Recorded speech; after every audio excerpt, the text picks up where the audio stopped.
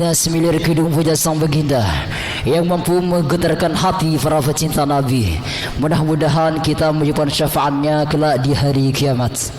Dan kepada-nya kami ucapkan terima kasih.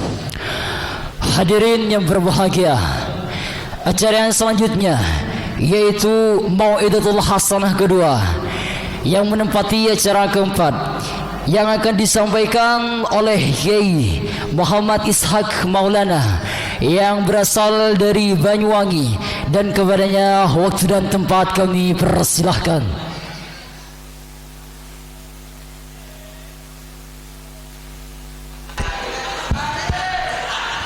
Cek lu cis 1 2.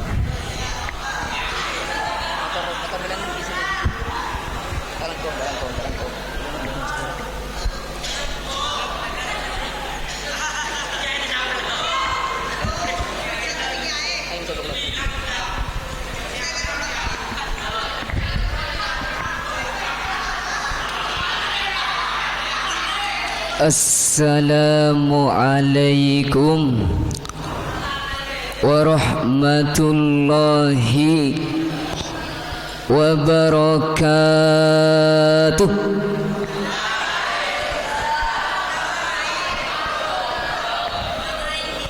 Seoning akula semenjak bid'ah kula montuk sejak tahun 1996 lambe mandiman mun bedereng ngorong salam mereka tu jawab paham. Assalamualaikum warahmatullahi wabarakatuh. Korang kompak Pak kompak aki sekali naki mikuli tu aki nah mon kompak deki itu aki nah vikula molen menteri pemaju malah kompak letorot pecan ustad deki pemundur pada oleh pada lo pernah. Assalamualaikum warahmatullahi wabarakatuh.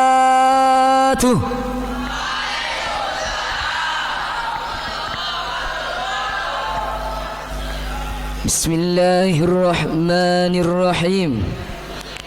Innal hamdalillahi nahmaduhu wa nasta'inuhu wa nastaghfiruhu wa yahdihillahu fala mudilla lahu wa may yudlil fala hadiya lahu. Wa ashhadu an la ilaha illallah وأشهد أن محمدا عبده ورسوله صلى الله عليه وسلم وعلى آله وأصحابه أجمعين. قال الله تعالى في كتابه الكريم A'udzu billahi minasy syaithanir rajim. Innallaha sangkun Allah tabu ya ayyuhalladzina amanu in ja'akum fasikum binaba'in fatabayyanu. Al-ayah. Sadaqallahul azim. Amma ba'd.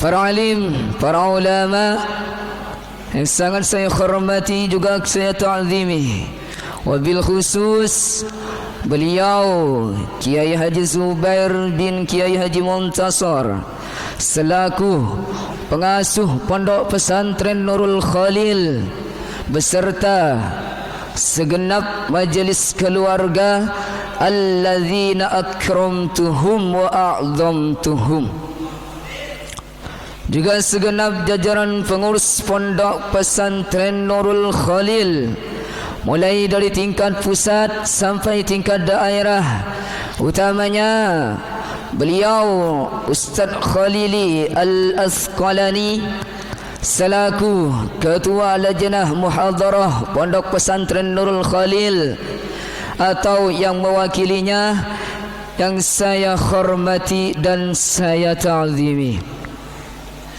Juga tak lupa pula kepada segenap para kabdar beserta wakilnya, keamanan beserta wakilnya, juga ketua kamar beserta wakilnya, yang mana saya tidak dapat menyebutkan satu persatu namanya, namun abdina tak mengurangi rasa hormat dan ta'zim kaula. Sekali lagi juga tak terlupa dak seterjana para santri pondok pesantren Nurul Khalil, khususnya santri yang berdomisili dari Komplek G Selatan, yang mana sangat saya cinta sayangi dan saya banggakan.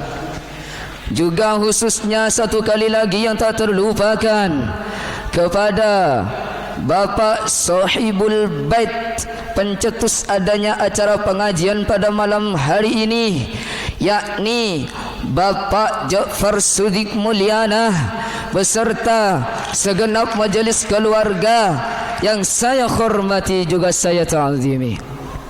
Hadirin jemaah rahimakumullah, sebelum kita melangkah lebih jauh dalam pengajian ini, alangkah baiknya, alangkah eloknya jika kita pertama-tama panjatkan puja dan puji syukur kita kehadirat Allah Subhanahu wa taala, yang mana Allah telah menurunkan rahmat dan nikmatnya kepada kita sekalian sehingga kita dapat berkumpul di tempat yang insyaallah penuh dengan barakah ini.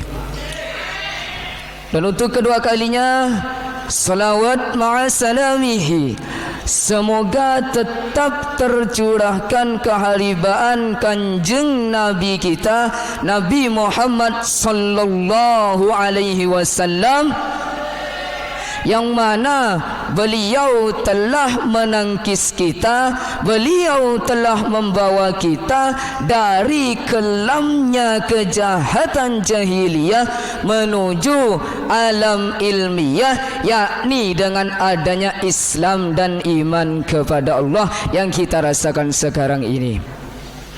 Hadirin jemaah rahimakumullah, ngireng kuleban pada panjenengan sateja mikir-mikir kalaban saya mengenang pada 20 sampai 30 tahun yang lalu, di mana di saat-saat keadaan seperti tahun yang lalu, keadaan informasi, teknologi informasi masih sangatlah terbatas. Bahkan saat-saat tahun-tahun seperti itu, masyarakat sangat kesulitan untuk mengakses sebuah informasi, karena informasi pada saat itu sangat sulit untuk didapat. Bahkan masyarakat pun banyak yang lebih cenderung memerlukan waktu yang sangat lama. Beda halnya dengan zaman sekarang. Zaman sekarang ini menurut saya, menurut pengintaian saya dari dulu, suasana telah berubah 3.333 derajat Celcius dari tahun-tahun sebelumnya. Lebih-lebih dalam teknologi informasi yang saat ini sangatlah berkembang pesat di seluruh dunia, sehingga masyarakat pun bisa dengan mudah untuk mengakses, untuk membuat berita, untuk menyebarkan sebuah informasi saat ini. Hadirin jemaah rahimakumullah, jika kita pandang dari satu sisi saat ini, adanya hal ini memanglah sangat dampak positif bagi kita semua. Kenapa demikian? Karena dengan adanya informasi yang ada seperti saat ini, informasi yang kita miliki bisa lebih cepat, bisa lebih mudah, juga bisa lebih lancar. Jemaah, oh taretan, sampit kena. Namun jika kita pandang dari satu sisi yang lain, derasnya arus informasi yang telah kita pakai saat ini, yang ada saat ini, membuat kita tidak bisa membendungnya, membuat kita tidak bisa menahannya, sehingga kita pun tidak dapat membedakan mana berita yang benar, mana berita yang salah. Sehingga saat ini muncullah istilah-istilahnya berita hoax. Oh, hoax. Oh, saya kira hoax. Yang mana jemaah? Kok kelihatannya ada apa? Kelampi apa nyaman? Wah, hok apa hok? Ngerti hok? Coklat ngerti hok? Hok jiang paling oning mi kula malelo malam. Pulang kula ki kada situng selai hadir ini. Hok nikah menurut pandangan aplikasi Wikipedia dalam bahasa Indonesia adalah sebuah pemberitaan, sebuah pemberitahuan yang tidak ada kebenarannya, namun hal tersebut seolah-olah berdasema penderaki. Ngerti? Contoh yang viral saat ini, saya kasih satu contoh saja ya. Salah satu contoh yang viral saat ini adalah tentang bedana vaksinasi virus corona. Sekaimah katanya vaksinasi tersebut bisa membuat si pasien yang disuntik bisa mati katanya. Ma bisa cenengi tampun nama kayak mati waduh. Padahal ki berita tersebut jeriang, berita vaksinasi jeriang dibuat sebelum vaksinasi itu sendiri resmi dirilis di Indonesia ini. Tapi milo bedot hunging sa kelar-keranungku. Tak ada yung orang matura lah kerang. Wala wembu. Dalam artian vaksin itu sendiri belum digunakan, kok sudah ada aja sih orang-orang sesempoyongan, orang-orang seberanggapan sedemikian. Itulah hebatnya Indonesia. Kenapa Indonesia saya bilang hebat? Karena vaksin ki dung tedungan ne compoen, vaksin ki balab-balan ne compoen, tunging seta rokaron la depak ada ke Indonesia. Aji saya kocak hebat Indonesia mangken. Lebih matura. Dan lebih mirisnya lagi, meskipun hal itu telah kita ketahui, meskipun hal tersebut telah kita kawarohi, meskipun hal tersebut telah kita kaoningi, namun efek yang ditimbulkan oleh berita tersebut sangatlah besar dampaknya. Contoh yang lebih real saat ini, satu contoh lagi. Cong, saya yang setiap som suntikan TV som corona cong. Kocan monoring saya suntik mati cong ya. Halo. Ngabede jangan kon.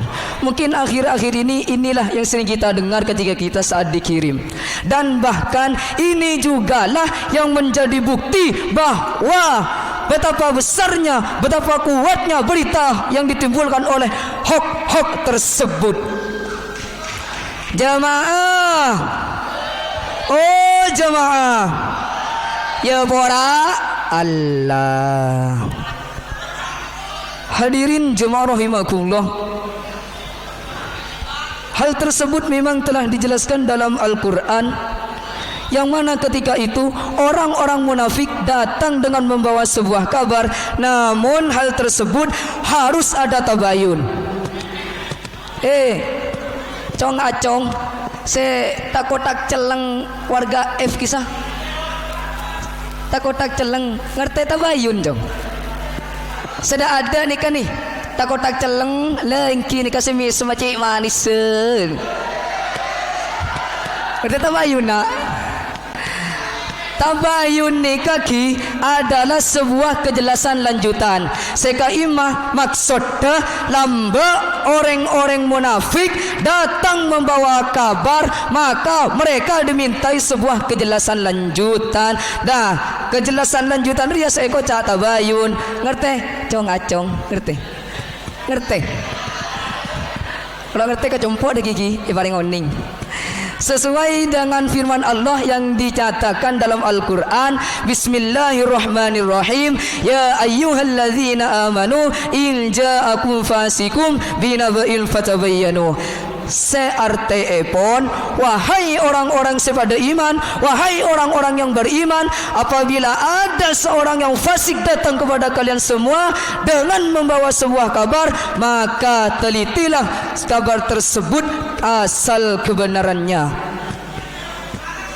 Hadirin jemaah rahimakumullah, mungkin nikah baktan ampun malam kula cukup kak din toki, tapi sebelum kula apa dengan pesan dalam apa ni kejudul bijak dalam menyikapi hoax,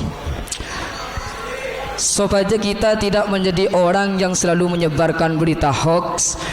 Sebaiknya kita sebelum memberikan informasi terhadap orang lain, sebaiknya kita lebih dulu benar-benar memperhatikan kebenaran berita yang kita dapat adanya. Takutnya nanti kita akan menjadi orang-orang yang selalu menyebarkan berita hoax.